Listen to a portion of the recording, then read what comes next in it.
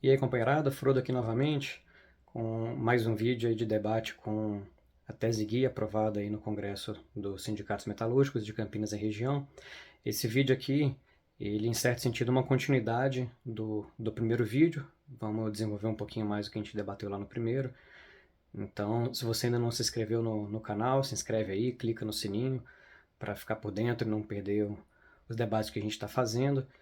E quem não assistiu os vídeos anteriores, assista lá, volta aí no vídeo 1 para poder pegar aí o fio da meada.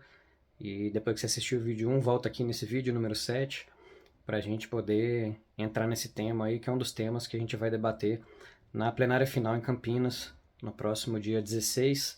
Então vamos lá.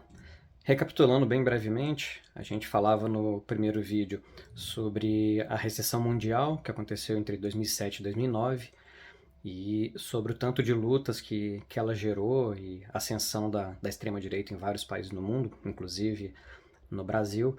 Mas é importante a gente aprofundar um pouco nesses últimos 10 anos para tirar algumas lições sobre o que aconteceu, porque a gente está aí com vários indícios de que a próxima recessão está chegando, quebradeira de bancos lá fora, várias medidas em vários países no sentido de tentar salvar o grande capital. Na França, né, uma série de manifestações massivas contra a reforma da Previdência lá que também tem a ver com isso, alta da inflação em vários países do mundo, enfim, uma série de indícios de que a próxima recessão está chegando e se a gente não aprender com os erros desses últimos 10 anos, a gente não vai ter como ter uma política correta perante essa próxima situação.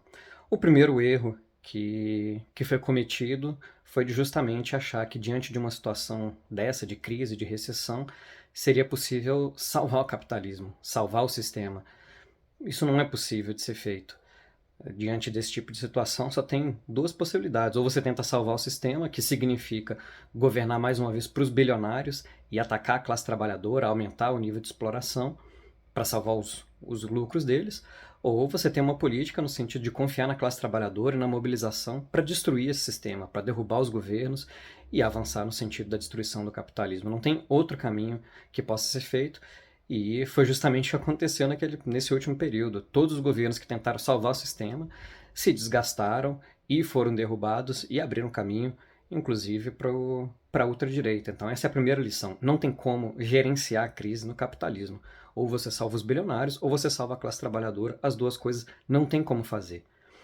Um segundo erro que a classe trabalhadora não pode cometer de forma alguma é justamente confiar na ultradireita, nos fascistas, nazistas, bolsonaristas, trumpistas, enfim, porque apesar de todo o discurso que eles fazem de outsiders, né, de gente que veio de fora da política, de que são diferentes e tudo mais, todos eles estão profundamente ligados a esse sistema, todos eles fazem menções de força para resolver os problemas e tudo mais, mas na verdade o projeto de todos eles são projetos ditatoriais, são projetos de acabar com um pouco de liberdade democrática que nós trabalhadores conseguimos ter no capitalismo para poder lutar contra esse sistema.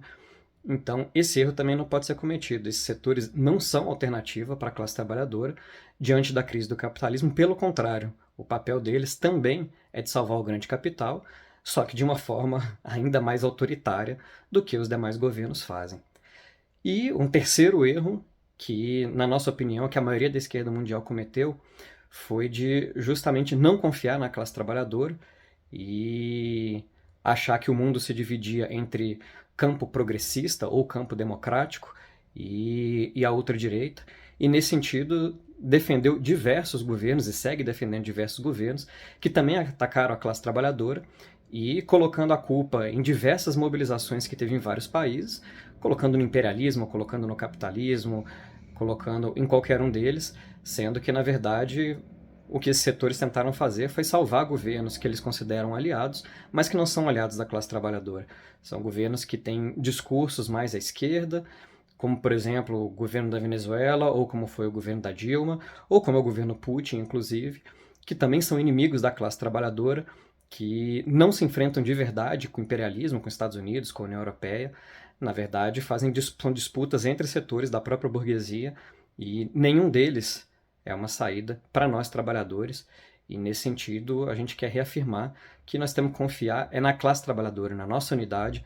Nós que somos os que produzimos todas as riquezas e fazemos circular toda a economia mundial, nós é que devemos confiar na nossa força e dar uma saída nossa, que, em outras palavras, significa que não pode ser mais que quem mande na sociedade continue sendo os bilionários, os representantes deles, porque o interesse deles é só no lucro, eles não têm interesse em mais nada. Quem deve mandar na sociedade deve ser a classe trabalhadora. O nome disso é socialismo.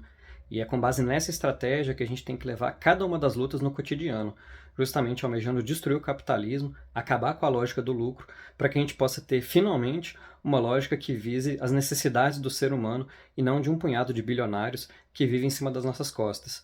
Valeu!